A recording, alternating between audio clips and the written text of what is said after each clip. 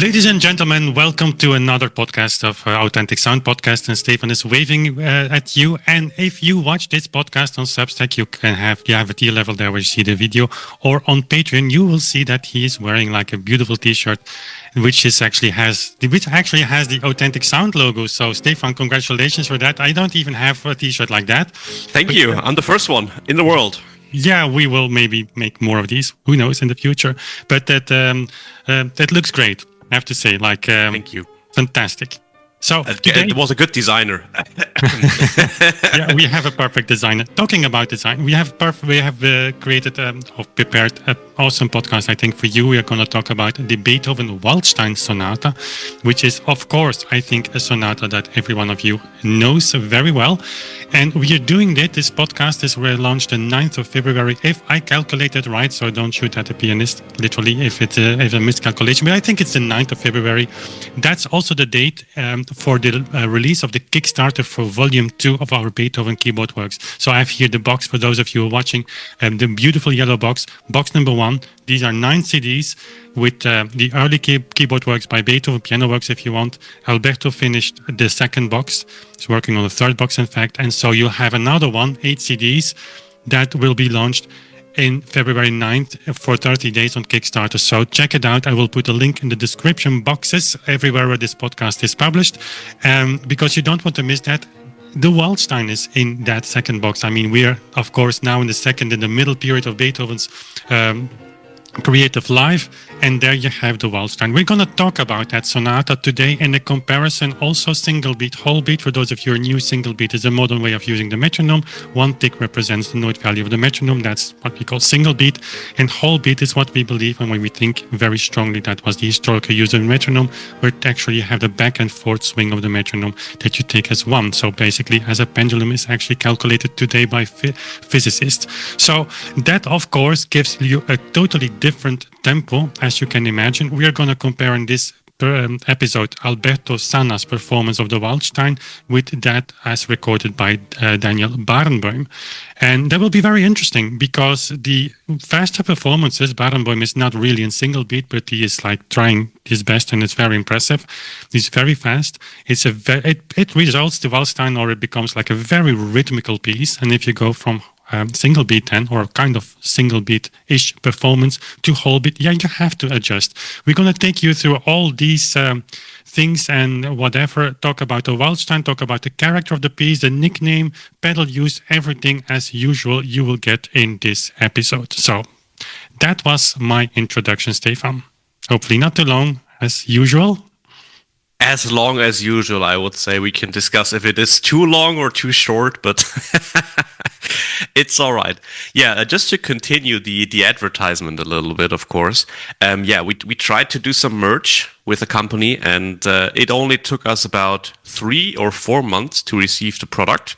So we're not going to burden you guys with this, but Project Merch is going to continue. So yeah, I have 2 versions now. You're still waiting for yours, even though the shipment apparently was supposed to be quicker, which it was not. So if you guys wanna have some merch, you have to be patient a little bit more, but it's we are working on it. It's in the starting blocks, you could say. Yeah, it will happen. And when it comes to the boxes, let's maybe talk a few minutes about the content. I mean, the second box, Beethoven Volume 2, contains the Waldstein. For the first box, we have the Pathetic Sonata that's already out, and you will also be able to get that as at a discount code in the Kickstarter as an add-on. That's what it's called. Also the symphonies, by the way. Yes. So if you guys want to have the second box and you want to complete your collection, as we like to say, you can get all of the Beethoven boxes and also our vinyl disc at a discount during the Kickstarter, because we want to use our old products to support the production of the new. And it makes sense if you want to have box number 1 or box number 2. Sorry, you also want box number 1. So that's we very that's much hope call. that the people who have box number 1 are so thrilled that they, of course, go, because it's not only about the production, it's not only about the recordings, but also what we are doing here is actually a large project now, finishing the manuscript of the book. So to talk about that very briefly, but it's like a 7 or 8 years project. And sometimes I feel very, very lonely at my desk. But then I realize Then we record a podcast, then you're not lonely anymore. that I'm not lonely anymore. But I mean, we have so many patrons. We have also so many people who back this, and it's unbelievable because that gives not only a financial contribution and support. Let's be honest about that; it's necessary, but also like a mental support. So many people are waiting for box number 2. So many people are waiting for the book to be published, and so this, for me personally, that gives like a huge feeling of support. And so when I'm typing on the book and working on the book on my own on my desk, like at a Monday morning, everybody left the house. I'm super alone then with Sibu, of course, our golden retriever. So, but it's true that I feel like the presence of so many of you that support this and actually want it. And this second box will be mind-blowing as the first one. And you built a unique collection with that because this is the only whole beat performance in the world on CD. So yeah, it's going to be really exciting. I mean, the second box contains the Waldstein. Third box begins and opens with the Appassionata, if I'm not mistaken. The first box contains the Pathetic Sonata. What else do people need to know about the second box, maybe? What else is in there? You know the program. Well, I don't. Well, all the sonatas in between. So I will make an awesome, of course, introduction video on Kickstarter where I present, as always, where I present the program, and also I will highlight some of the pieces there. It's too much to choose from. The first box already. I mean, the first box, many people will be surprised by the pieces they hear there because the variations, younger variations, so to say, and also some of the sonatas. I mean, the sonatas of Beethoven is like, of course, main repertoire, but many of the side pieces, so to say, that we've recorded there will be sounding new for people. And it's a very good introduction to whole beat, because if you don't know the piece by listening to it for decades or less longer, if you're younger and listening to the podcast, then when you are not familiar with the music, whole beat sounds perfectly fine. And that's always the case. So it's a great way to be introduced to Beethoven and whole beat.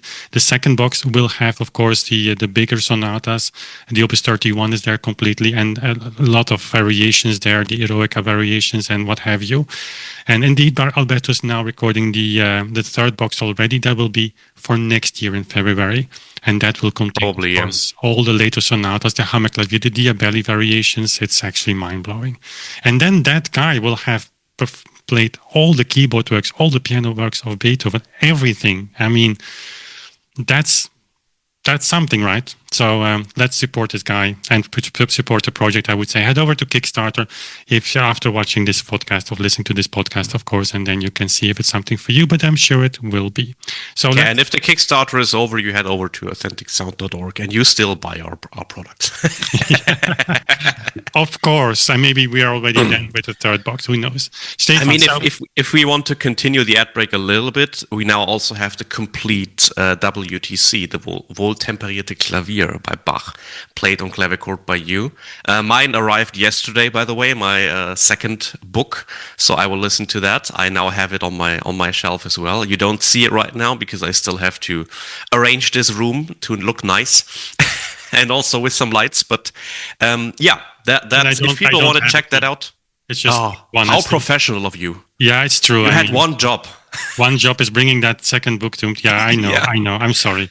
All right, but let's dive into the Waldstein. I mean, what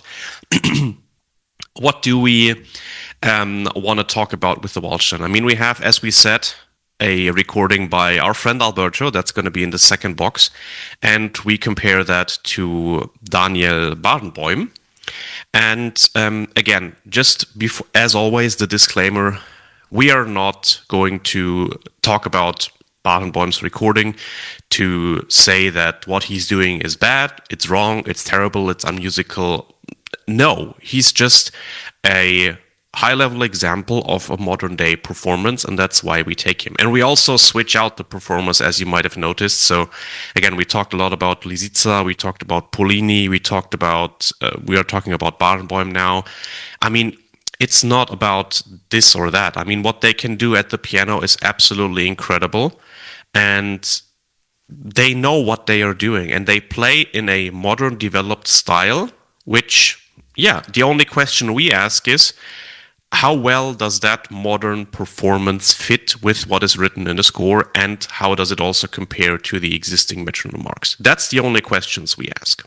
Yeah, absolutely. And so after that, it's like just we want to have like a kind of guidance, a direction to pointing to like, okay, what could possibly or potentially have been the idea of the composer, and we're very modest in that we only take the tempo, and of course for the Waldstein, Beethoven never gave metronome marks. He only metronomized the Hammerklavier Sonata in terms of his sonatas. The other works, of course, symphonies and many string quartets were measured by him, but it doesn't matter. I mean, we have contemporary metronome marks by Czerny, for instance. That's the one that Alberto takes, the earlier one. So Czerny started in 1828, right after Beethoven's death, with the metronomizing of Beethoven's keyboard works for Haslinger, famous publisher of Vienna. And so you can also, I mean, that's of course speculation, but the fact that Beethoven didn't metronomize many of the other sonatas, except the Hammerklavier Sonata, is also that he knew that there were other people like Czerny that were able to do that. And so right after he died, they started with complete editions. But regardless if you think it's Beethoven's or not, or Beethoven's idea, Czerny, we have a metronome mark that's very close, a tempo indication that's very close to Beethoven. And by the way, if you compare that with other people like Moscheles or even Hans van Bülow, who was a famous Liszt student, if you see over the 19th century when people are studying that music of the past, they not necessarily played it in public as they were actually publishing it. That's a complete other story for another podcast. But you see that these metronome marks are very close to each other. So you had a tradition in that sense that people still knew what an Allegro was in Beethoven's time or in Chopin's time. Chopin's Allegro, by the way, not very different from a Beethoven Allegro. Might be shocking to many people. So we're not talking about like... I mean, it was a realization for you as well, right? That I think, what was it, Mozart and Bach Allegros were not that far from each other in terms of timing, but they were played very different in conservatory. Yeah, that's a story you always tell, right? True, that was one of my aha moments, you know, when I had a Mozart sonata to be played in the piano class in the morning. I think it was the F major, and then I went to the Walsekerk there, a beautiful organ, 1734, to play a trio sonata by Bach. Also, and I thought like it's a similar notation. I really remember the moment, and I thought like this doesn't make any sense. And on that moment, I realized that Mozart was born 6 years after Bach's death. I mean, that sounds so stupid, but if you are in this, there are split worlds in your brain, you know. You go to piano class, and of course, there's nothing to do anymore with Baroque, and of course, that's piano music. And I'm talking now in the 90s. We have maybe a little bit more diversified view on that. But then Bach has gotten faster, probably. Yeah, yeah, true. Yeah, the influence was like that's a good one. But I realized there like, how is it possible that there was such a huge tempo difference in, of course, another culture and of course another generation, but still. And I remember I asked my teacher, Jacques van Ootmessen, this question, like, and he said, like, oh boy, now you opened something, the box of Pandora. But anyways, there is, of course, something in music that's called notation. There is something that's called the score. And when you talk to people in the historically informed performance practice departments of universities, they will always point to the score, and rightfully so. We're trying to interpret what's in the score. It's a poor rendition of what the musical idea is, of course. You have to interpret the score. But there are facts in the score when you have like let's say when you have an 8th note and it's followed by a 16th note, and you know that the 16th note has to go in twice the tempo as the 8th note, right? But the same is true for the metronome marks. And that's what people, they don't realize that, or they don't want to realize that, or they forgot to realize that because of the insane tempos, of course, as a result of a single beat interpretation. And so here in this case, we have Czerny's metronome mark for this piece, and it opens with half note 88. And Allegro con brio. And what is very interesting, and let's not talk about the notation now, but I'm gonna ask the listener or the viewer, doesn't matter if you're listening or watching, but just when you hear the performances by Barenboim and Alberto, you have to think of, you're the composer, you hear this music in your mind, you have a piece of paper, and you have to decide on the time the time signature, and especially the note value. And now I guess that many of you know the score of the Waldstein, but if you haven't and you haven't opened it, just don't.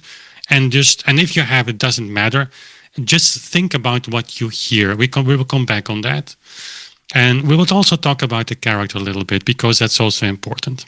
Mhm. It's interesting because I did that exercise in my head, and because you showed me, of course, the notes for the podcast, what we're going to talk about, and I saw that question that you were going to ask, notation, like what do you hear? And my head was like, yeah, obviously, I mean it's 16th notes on the left hand. Where is the problem? Now I'm looking at the score in the background. Spoiler, it's not.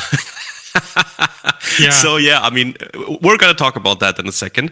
Um, Before we listen to some music, there is two stories I remember about this sonata, and I don't know if they are true or they are, what they mean. So the first story I remember, I think I heard it on your channel, is that isn't there a story that Czerny sight read this sonata? Isn't there something like that he sight read this sonata after Beethoven composed it or something? Or am I misremembering here? There is a sonata that he played from, but I honestly don't remember if it's this one. It's possible. It's possible. I'm pretty sure it's this one, but again, whatever. People will find that out. Yeah. But that's just something that I remember, and that would be a cool measurement, a metric. Like, can you sight read this? But of course, Czerny was the god who could play 16 notes per second easily. So, I mean, who are we to judge what he can do? The second story is that goes back to my active piano playing days, you could say, and I don't know. I think at some point in time I was thinking whether I could play this sonata. Spoiler, I didn't, never. And I don't know why, or was it in a documentary about Beethoven or something? I remember this discussion about these glissandi octaves in the last movement, and we're going to talk about that segment. And so these are just the two stories that came to my head when I talk about or think about the Waldstein. And so that's going to be an interesting point at the very end, like these glissandi and how people are solving that problem of playing these glissandi, quote unquote. Yeah, it's used oftentimes as a big counter argument on against whole beat, and which is very weird. It feels. I mean, it doesn't logically make any sense for me right now. But we can talk about it when we are there in the segment. Fine. But I don't see how this could be a counter argument. But you will convince me of it being a counter argument. Not true, and also like, even if it was problematic in whole beat, like then we have one thing to solve, like against like a zillion other things that are impossible in single beat. It's sometimes weird that people like are digging in material and say, here we have something, and now we are happy because now we can say safely that whole beat was not historically the case because of this one thing, which you of course have to present in the context of everything, because if you don't do that, you can you know what I talk about. So but that doesn't change anything. We give you everything. There is no possibility at all that once up in the history of this planet there will be one person that can play the 19th century repertoire in single beat. I'm not saying there are no pieces that people can play in single beat, but generally speaking, and we're not talking about 5% of the metronome marks, we're talking about 60-70% of the metronome marks make no sense in single beat. So let's either musically or technically, yeah. Well, but even technically, and like in the Pollini etude, Chopin etude with Pollini, we said, okay, at the beginning he was slower in the F minor etude, opus 10 number 9. Maybe he could speed up there. I don't know. He sped up like in the accelerando part, remember? But even not to single beat. But then where the music hits, like, okay, then he slows down to below whole beat. Like, it doesn't make any sense from an historical perspective. I mean, you can do that, of course. What Pollini did made musically sense, of course, in his tempo. But let's go to the Waldstein and see if we can apply some of these principles to this sonata. To start with, this is a very difficult listening comparison between single beat and whole beat, especially when you go from single beat. Spoiler alert, Berenboim is not playing in single beat. He starts in 82. Not always, yeah, but I think he reaches single beat in segments, right? In some segments, yes, but overall he's slower. Also in the beginning, he does also some compromises in terms of like ritardandos that are not there. We were going to talk about that.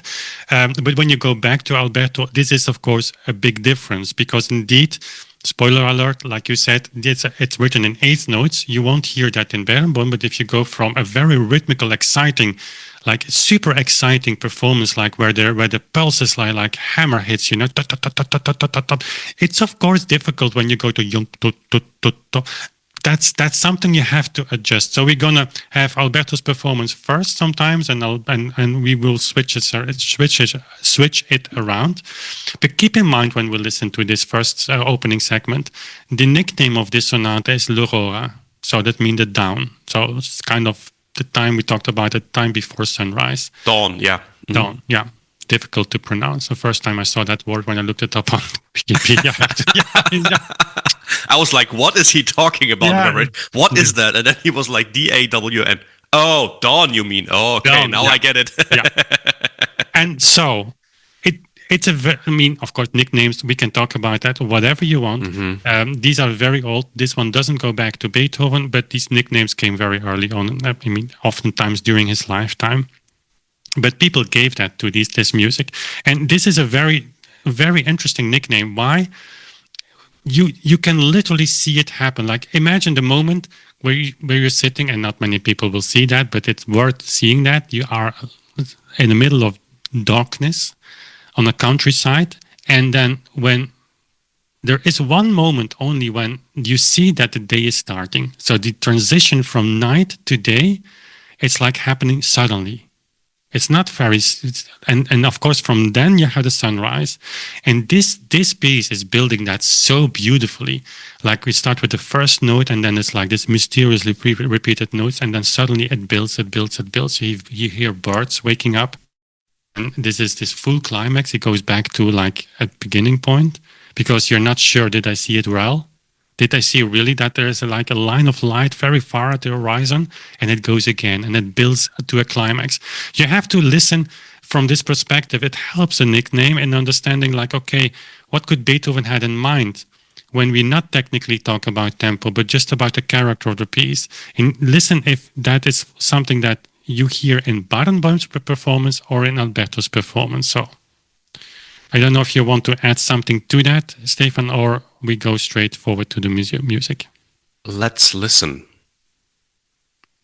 And let's start with Barenboim. No, let's do it in the reverse here. Let's start with Alberto. Okay. That I wanted to do in the second segment, but we can do here as well.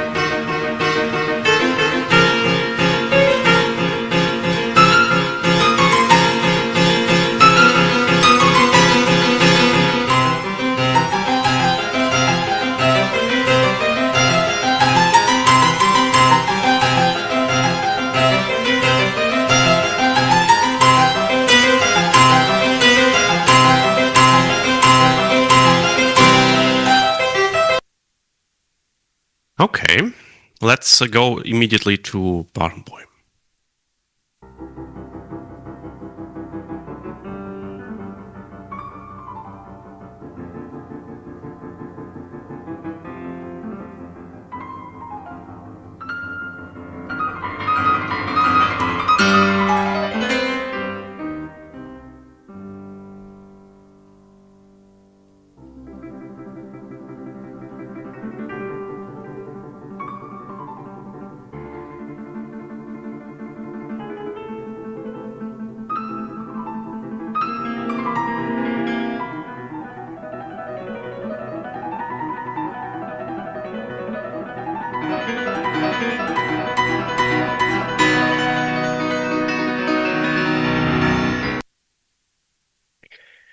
Okay, what's your impression?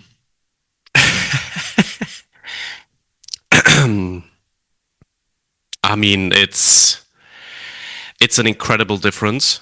The first thing you notice with Barenboim is that he's making ritardandi or ritardando at segments that are not written in the score. It's like right about here before you reach that fermata. I mean, again, if I have to think about the notation, I would never have written it like this if I were to listen to what Barenboim plays. That for me is clearly like 16th notes in a 4/4 notation. I would have done it like this. When it comes with Alberto, I mean, it feels a little bit heavier in a sense because it's of course slower and he gives more weight to each separate note because he has the time. You can also hear a little bit more. Of course, he's using no pedal when it's not indicated. That's also a difference you have. But he's also focusing more on these accents on 1 and 3. That's what it feels like to me. Probably, of course, because he has the time. So that's like the biggest difference that I hear. But yeah, I mean, Alberto's version is just, it feels very steady, and you if you get used to the tempo, of course the difference is incredible, but if you're used to Alberto's tempo, then that's very pleasurable to listen to. That's how I would say it. Yeah, the character is you have to think in terms of character, like what does the music tries to illustrate or to bring forward, to say, so to say, what kind of feeling, even of color or whatever picture you have in mind, something to describe the music. And then you see, of course, in the difference, like from Alberto, he plays like in single beat quarter note 88, Czerny gives half note 88, and Barenboim like half note or 82. There is, of course, that's like two universes. There's not the same solar system. Mm-hmm. And so when people say, yeah, it's fine, whatever you do, well, it depends on what you want. I mean, our project is like to figure out what kind of tempo Beethoven had in mind. Mm-hmm. And changing tempo changes everything. Its slightest deviation of time, Czerny wrote famously for us, kind of destroys the entire piece. And he meant by that, of course, we talked about that a lot, the character and like the exact thing that the composer had in mind. But you can also like come from a different perspective and say like, okay, but you have Allegro con brio. And now you can say like every Italian tempo words, and that's a little bit common today. Even andante means sometimes as fast as possible. But Allegro con brio is not the fastest tempo we have. So Allegro con brio, if you see Hummel's pianoforte school, he describes it, I think, the more clear. Czerny just gives this as a kind of additional kind of explanation to Allegro. It's like brave with bravery. It's like I don't know how you would translate that in terms of like a kind of character. Like you come forward to that. It's also like Alberto's with its accents. It's like a little bit tougher. That kind of feeling. But Allegro con brio is like somewhere for Hummel, at least, a contemporary of Beethoven, in the middle of his Allegro section. So you have still 7 tempo descriptions in Hummel. Within the Allegro, it goes faster. And then you come to the presto. And then you come to the prestissimo. So if you only look at it from that perspective, Czerny gives half note 88. Barenboim starts in half note 82. But when you are still like 9 tempo steps away from the fastest possible tempo, why would you not just go a little faster then? Because Beethoven had something in mind that was not at the top of like your technical performance. I'm not saying that Barenboim is at the top of that, but you get my point, Stefan. If you like this podcast, the beginning of this podcast, and you want to listen to the full episode, go over to Substack. There's a link in the description box. Subscribe to Substack, because then you have the full audio version of this podcast. If you want to have the video version, there's also a possibility on Substack to subscribe for $5 per month, or you can have also the video podcast and support the entire project on our Patreon site. Links to all of these platforms below. Thank you for watching. Thank you for being here. We see each other very soon again. Bye.